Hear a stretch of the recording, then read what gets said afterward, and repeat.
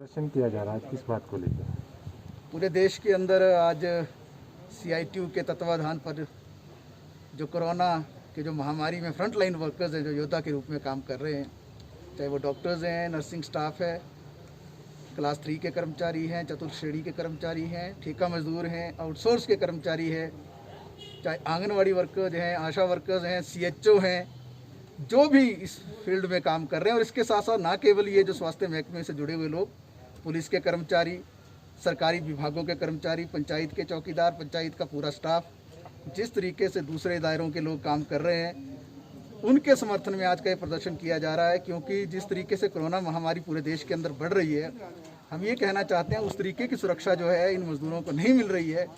अगर 50 लाख रुपए के बीमा का अगर बात की भी गई है तो वो केवल चुनिंदा लोगों के लिए की गई है, धरातल पर वो नज़र नहीं आती है। आज जो आउटसोर्स कर्मचारी हैं, ठेका कर्मचारी है, जो आंगनवाड़ी का कर्मचारी है, आशा का जो कर्मचारी है, जिस तरीके से काम कर रहा है, फील्ड में जा रहा है, कोरोना महामारी का एक तरह से पूरा संक्रमण का खतरा उसके ऊपर है, उसको दैनिक भत्ता तक नहीं दिया जा रहा है। 100 रुपया उसके हाथ में पकड़ा कर लंबी कई किलोमीटर तक ड्यूटी देकर जो है उसका शोषण किया जा रहा है। तो हम ये कहना चाहते हैं कि सबसे पहले सरकार को निश्चित तौर से जो कोरोना वॉरियर्स हैं, ये जो लगातार रक्षा कर रहे हैं फ्रंटलाइन वर्कर्स, इनके बारे में सोच विचार करना पड़ेगा।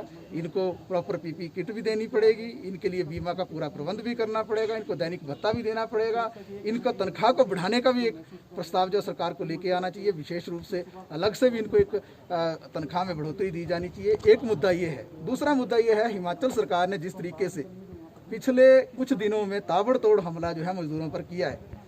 पिछले कल ही सरकार ने एक अधिसूचना निकाल दी है कैबिनेट की मीटिंग में। हम ये सोच रहे थे कि मजदूर सबसे दबा कुचला है, सबसे ज़्यादा पीड़ित और प्रभावित हुआ कोरोना में, उसकी नौकरी गई, उसको वेतन नहीं मिला है पिछले 3 महीने का। लेकिन सरकार ने उनकी रक्षा करने के बजाय पर उन पर हमला कर दिया है।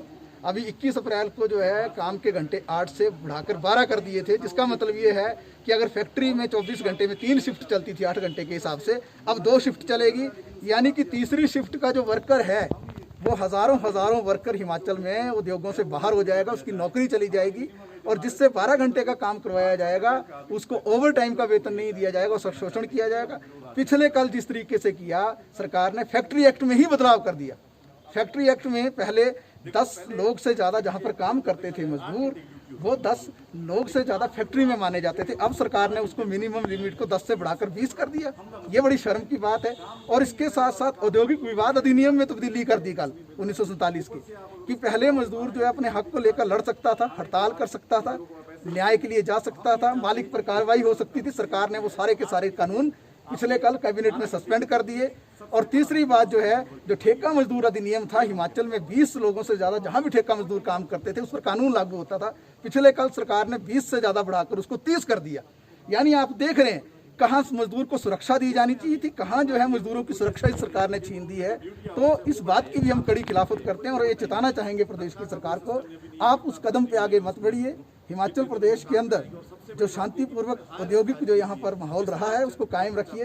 अगर आप इस तरीके से मजदूरों पर हमला बोलेंगे, उनको निकालने की साजिश करेंगे, उनका वेतन नहीं दिलाएंगे। 4 दिन पहले हम श्रमायुक्त से मिले थे, लगभग 75 उद्योगों के 15,000 मजदूरों की हमने लिस्ट सौंपी कि उनको वेतन नहीं मिला है।